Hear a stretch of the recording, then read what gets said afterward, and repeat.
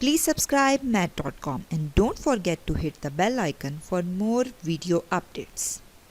Hello everyone. Today we are going to start the topic of permutation in mathematics. So today we will see the concept of permutation in easiest way ever, that what is permutation and how you can do the permutation if you are given with the objects or elements, and what is the formula of the permutation. So at the end of this lecture you will have the clear concept about it.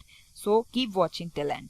So the meaning of permutation means arrangement. So arrangement of things or elements or numbers, it depends of which group of elements or numbers you are going to do the permutation.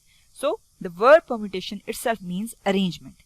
Now the process of permutation has a specific property that you cannot deny, you cannot forget. Without that, permutation is incomplete. That is arrangement where order matters. It means arrangement and order must be together.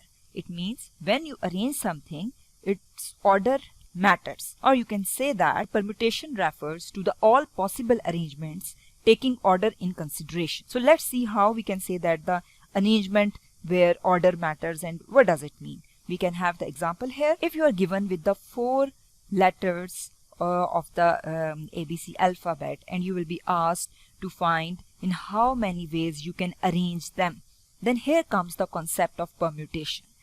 So while making the arrangements and keeping the order in consideration, we can have the multiple copies of this arrangement of ABCD in a linear form.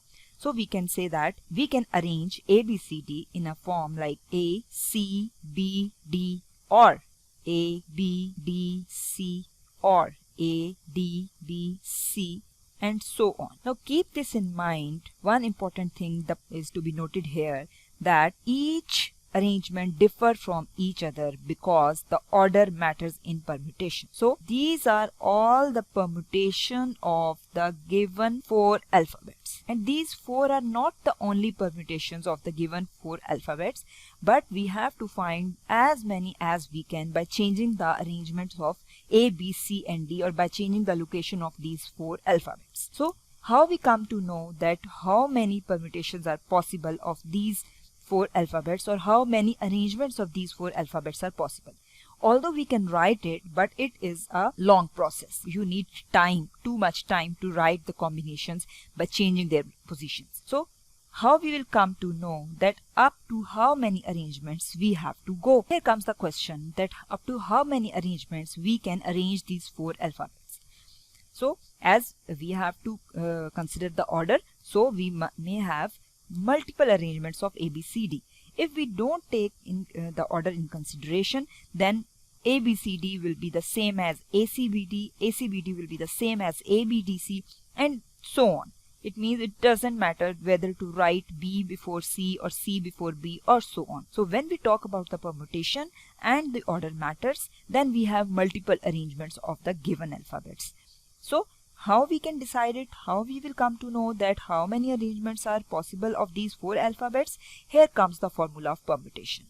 So the formula of permutation is, this is the formula of permutation, that is n permutation r equals to n factorial divided by n minus r factorial.